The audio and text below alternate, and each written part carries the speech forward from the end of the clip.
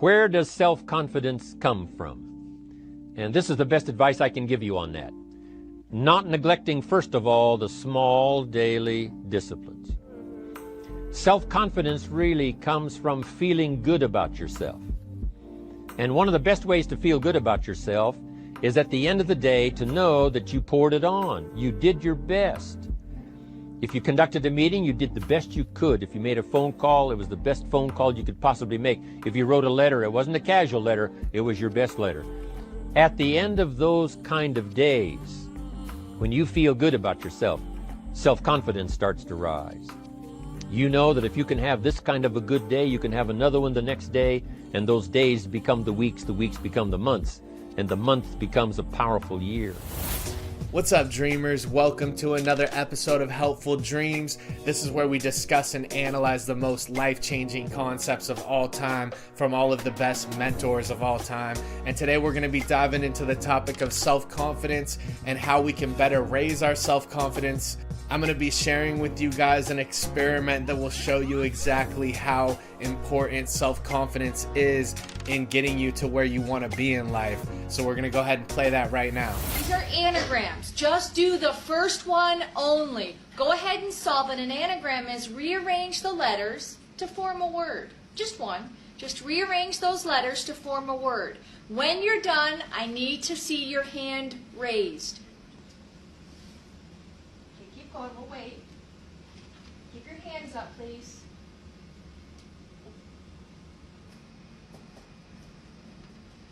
Just do number one. Don't go on. Don't go on. This isn't meant to be difficult.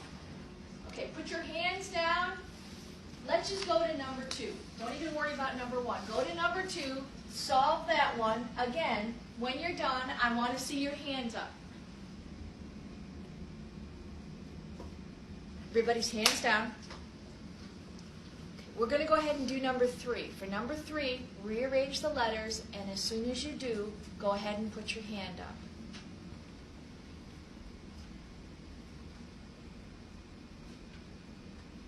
Here's what you need to know. You were both given two different lists. This side of the room was given these three words. And left side of the room, here you go. They were given bat. What would the word be? The second one, they were given lemon. Brian, the word? Melon. They were easy. The trick here was both of you were given the third word, which was the same. The third word was cinerama, which was American. Your first two words on this side of my classroom were not solvable. They were impossible tasks. I'm sorry. I know, but here's what we did this for. I was able to induce something called learned helplessness in the left side of the room very easily within about 5 minutes. I want you to think about what happened to you, this left side of the room, when you saw the right side of the room raising their hands because they already had the task done. What happened to you during that time? Jory? I felt stupid. You felt stupid? Okay. I felt rushed. Felt rushed? Joelle? I was even more confused. You were even more confused because they all got it and you were still struggling. Chelsea? Frustrated. Frustrated. What happened by the time you got to the third word? Because I'm here to tell you, this side of the room is not significantly more intelligent than this side of the room. That was a random assignment. So what happened to show the differences? Why did you have more of a difficult time with the third word, which was the exact same word? Brian? My confidence was shot. What you experienced was a term called learned helplessness. How many have heard of the term before? Let me see your hands. Learned helplessness is often used in the academic literature to mean what? Jory? Basically, they fail once or can't do something one time, and then they apply that to everything in the future. I love watching this experiment because it shows us exactly how powerful self-confidence and our belief in ourselves is in guiding us to success and giving us the momentum that we need to be successful. In this experiment, the people who got the answers that were unsolvable were comparing themselves to the other half of the class who seemed to be getting the answers right every time. The students who doubted themselves in the beginning also carried that doubt into the third question, which was the same as the other half of the class, but it made it more difficult for these students to get it done because they were doubting themselves and they already felt like so behind compared to the other class that it affected their ability to actually get the answers done. I love this experiment because it shows us how when we compare ourselves to people who are farther ahead, we might begin to develop self-doubt in ourselves, which can sabotage our chances of success. The first step to getting out of this rut and building our self-confidence is to stop comparing ourselves to others. This is especially hard to do in today's society when we have access to social media and we get constant glimpses into the lives of others. We must realize that the things that we see on social media and the qualities that we see in others are not necessarily the full truth. The truth is that everybody runs at their own pace. Everyone has their own strengths and has their own weaknesses. And where you may see only the strengths in another person, you're neglecting the fact that they also have weaknesses.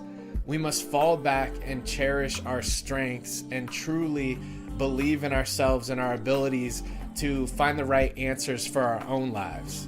Another big step that we can take in building our self-confidence is to surround ourselves with others that build us up rather than tear us down. It's common, especially when you're trying to do something for yourself and live your own dreams and your own truth, that you're going to come against pushback because it'll make people around you feel uncomfortable. We have to learn to push through that because people's words carry weight, and the things that they tell us can have an effect on if we really see our dreams through or not. Deep down, you know what is right for you.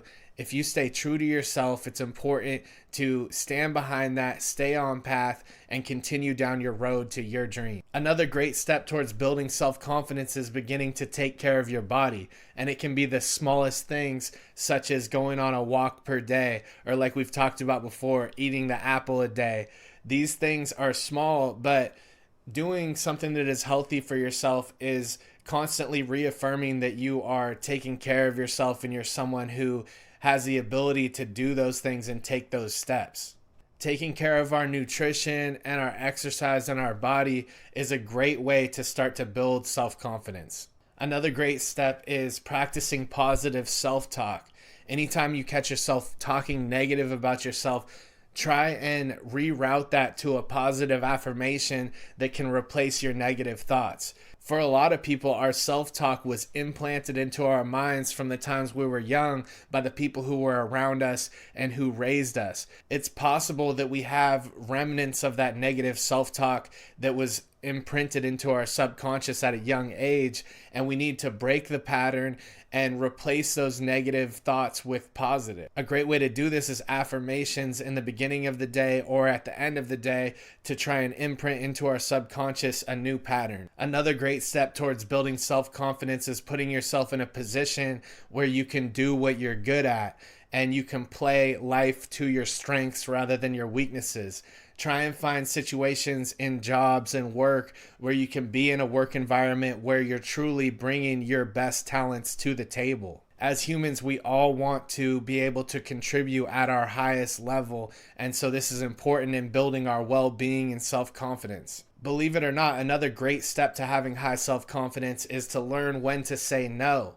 You don't want to be a yes person that says yes to everything, and I struggle with this in the beginning of business for sure, as well as a lot of people do when they're just trying to take any project on or do anything they can to build their reputation. But what you learn is that you can't commit to everything. And when you commit to everything at once, then you fall short at several different things because you can't spread yourself so thin. It's important to know when to say no and when to say yes, because this makes it so you can actually get done with the objectives that you set out to do, and doing that builds up your self-confidence. On the path to building self-confidence, you also have to set goals that are realistic, that you can commit to and get done. And the more we do that, the more it builds on our well-being, our self-reliance, our self-accountability. And when we set a goal that's too high and we set goals that are too high and we continuously miss the mark, we're eroding our self-confidence. So it's important to break it down into smaller steps where we know that we can commit and really get it done. And that's what makes a difference. This concludes our time for today. I just wanted to put this together for anybody out there who's feeling beat down and maybe they don't have the right people around them and they don't know how to go about starting the process of building their confidence. And this is a great way to start. Thank you guys so much for stopping by. Subscribe if you like this bite-sized wisdom. I appreciate you guys, and I'll see you on the next one. Self-confidence comes from the lack of neglect. If you will not neglect to do the small daily disciplines, that's where self-confidence comes from. At the end of the day, when you've really poured it on and you've done all the stuff, self-confidence grows. That self-confidence affects your health, it affects your future, it affects your psyche. So this is true. One of the great powers is self-confidence. Self-confidence means willingness to do whatever it takes to achieve. Some people say, well, I'll do it for a little while and see what happens. You know, I'll try a couple of things. If that doesn't work, I'm out of here. And all of us know that kind of person doesn't have much of a future. But if you're willing to do whatever it takes, if I have to learn a couple of things, I will learn those things. If I got to learn 5 or 6 things, I'll learn all 6. If I have to take an extra class, I'll take an extra class. If I've got to read the books, I'll read the books. If I have to consult with people who know more than I know, I will do the necessary consulting. Whatever it takes, I will do. That starts to develop unbelievable self-confidence. Self-confidence also comes from the ability to rise above your circumstances, to rise above what happens, the petty little things, the discouraging things that would sink everyone else's ship except yours, that would cause someone else to quit early in the day, but you keep going. That kind of willingness to overcome all circumstances, whether it's the little challenges or the big challenges. If you're willing to do that, I promise you, this kind of power will work for you, and in you, the variable, it'll make a difference.